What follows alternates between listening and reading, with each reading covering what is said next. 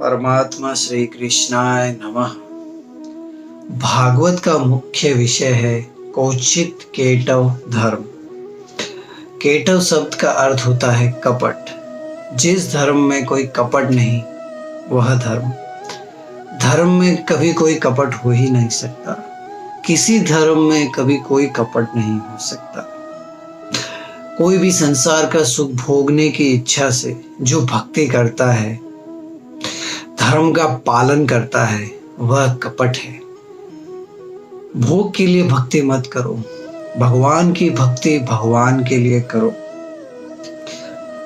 संसार में कुछ ऐसे भी जीव हैं जो ऐसा समझते हैं कि सेवा करने से मेवा मिलता है, भक्ति करने से उनको कभी दुख नहीं होगा। संतों के जीवन में भी दुख आते हैं। भगवान की भक्ति भगवान के लिए करो। कुछ लोग कुछ भक्ति करते हैं और भगवान से कुछ मांगते हैं। भक्ति करूंगा तो मुझे बहुत सारे पैसे मिलेंगे, भक्ति करूंगा तो मुझे सुख मिलेगा। जो भक्ति नहीं करता उसको भी सुख मिलता है, उसको भी पैसे मिलते हैं। पापी के हाथ में भी लक्ष्मी जी जाती है। नारायण कभी भी पापी के हाथ में नहीं जाते। कुछ लोग थोड़ी भक्ति करते हैं, प्रभु से कुछ मांगते हैं। भक्ति का अर्थ है प्रेम। प्रेम में लेने की इच्छा नहीं होती है, प्रेम में केवल देने की ही इच्छा होती है। जहां लेने की इच्छा है वह मोह है। भगवान को सर्वस्व अर्पण करो, प्रभु से मांगना नहीं। मांगने से प्रेम कम होता है, देने से प्रेम बढ़ता है। भगवान आपको सुख देंगे, भगवान आपको संपत्ति देंगे। मांगने की उतावल मत करो। प्रभु बहुत उदार है। नास्तिक को भी भगवान सुख देते हैं। संसार में कुछ ऐसे जीव भी हैं जो कहते हैं मैं भगवान को नहीं मानता। कुछ ऐसे हैं जो कहते हैं मैं भगवान को मानता हूं, पर मेरे पास 1 घंटे 2 घंटे भगवान की भक्ति करने के लिए समय ही नहीं है। कुछ लोग ऐसे कहते हैं कि मैं भगवान को नहीं मानता, आवेश में आके कहते हैं। मानव प्रभु के प्रकाश में काम करता है। मानव प्रभु की वायु में सांस लेता है, आवेश में कहता है मैं भगवान को नहीं मानता है। कहाँ है, मुझे दिखाओ। प्रभु आपको सुख क्यों नहीं देंगे? आप तो प्रभु के प्यारे हो। भगवान बहुत उदार है, योग्यता से भी ज्यादा देते हैं। भगवान से कोई मांग करता है, भगवान को ये ठीक नहीं लगता। वो कहता है आपने मुझे क्या बहुत कंजूस समझ रखा है? मैंने आपको आपकी योग्यता से भी बहुत अधिक दिया है। माँ भी बालक को अधिक नहीं देती। माँ लड्डू बनाती है। माँ ने लड्डू बच्चे के लिए ही बनाए हैं, पर माँ को पता है कि बच्चे के पेट में अजीर्ण है। अगर आज लड्डू खाएगा तो कल बुखार आएगा। बालक रोता है, माँ सुनती ही नहीं।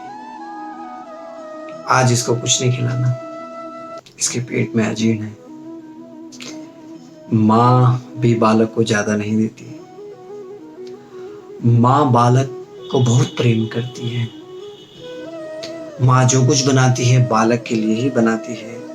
बालक को खाता देख माँ बहुत खुश होती है, पर पेट में अजीर्ण है तो माँ भी ज्यादा नहीं देती। प्रभु बहुत उदार है। अगर प्रभु ने आपको कम धन दिया है, कम संपत्ति दी है, तो ऐसा समझना कि मैं बहुत योग्य नहीं हूं। योग्य बनने की कोशिश करो, अपनी योग्यता बढ़ाओ। प्रभु आपको धन देंगे, प्रभु आपको सुख देंगे, प्रभु आपको संपत्ति देंगे। प्रभु तो बहुत उदार है। प्रभु ने जो दिया है विचार करके दिया है। पुत्र योग्य हो तो पिता सर्वस्व दे देते हैं, पर पुत्र योग्य नहीं हो तो पिता 1 रुपया देने से पहले भी विचार करते हैं। मंदिर जाने का अर्थ है प्रभु को अपनी आंख देना, क्योंकि आंख देने योग्य प्रभु ही है। प्रभु सर्वश्रेष्ठ है।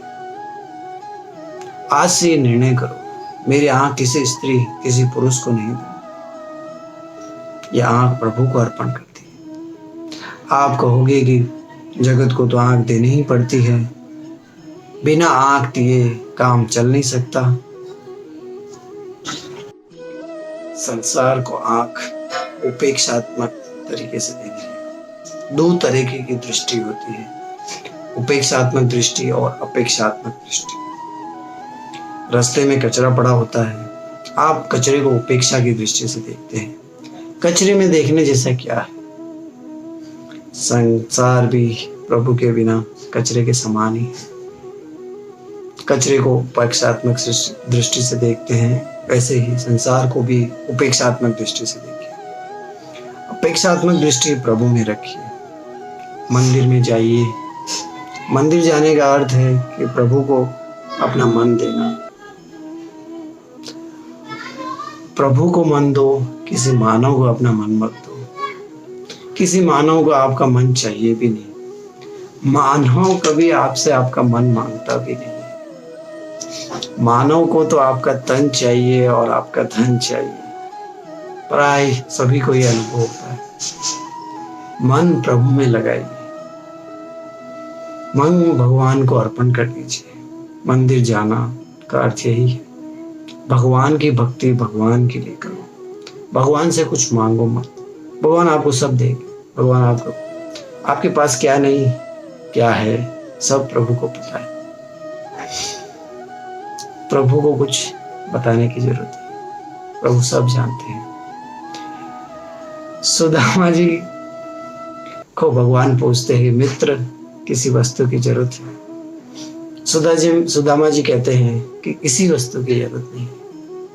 प्रभु बार बार पूछते हैं कि किसी वस्तु की जरूरत है। सुदामा जी के घर पे कुछ नहीं था। सुदामा जी के घर पे संतोष था। जिस घर में संतोष होता है वहां सब कुछ होता है। प्रभु बार बार पूछते हैं। सुदामा जी ने अपनी जीभ नहीं बिगाड़ी। सुदामा जी ने विचार किया, मेरे दुख मेरे पाप कर्मों का फल है। मैं यहाँ भगवान को त्रास देने नहीं आया।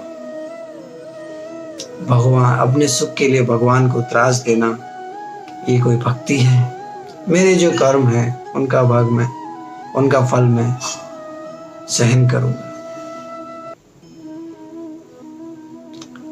मनुष्य जब पाप करता है तो हंसते हंसते पाप करता है, पर जब उन पापों का फल मिलता है तब भगवान मानव रोता है।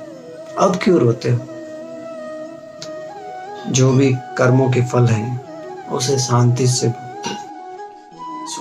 सुदामा जी विचार करते हैं, मेरा कन्हैया तो कितना कोमल है, बालक जैसा हृदय वाला है, मुझे देखकर रोने लगा।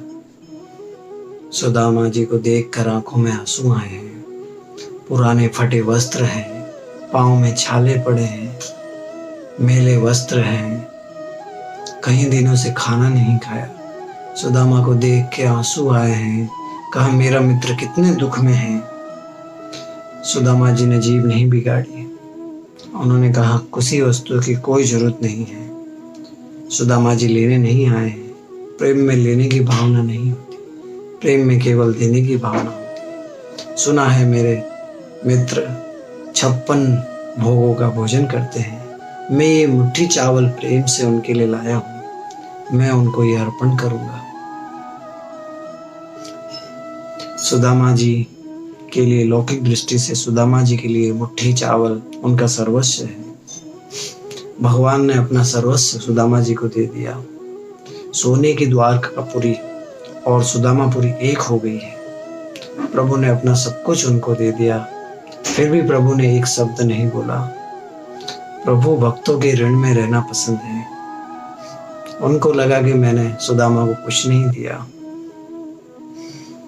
द्वारका सुदामा जैसा कोई ब्राह्मण नहीं हुआ, श्री कृष्ण जैसा कोई दानी नहीं हुआ। ओम सर्वे भवन्तु सुखिनः, सर्वे सन्तु निरामयाः, सर्वे भद्राणि पश्यन्ति, मा कश्चित् दुःखभाग् भवते। ओम शांति शांति शांति।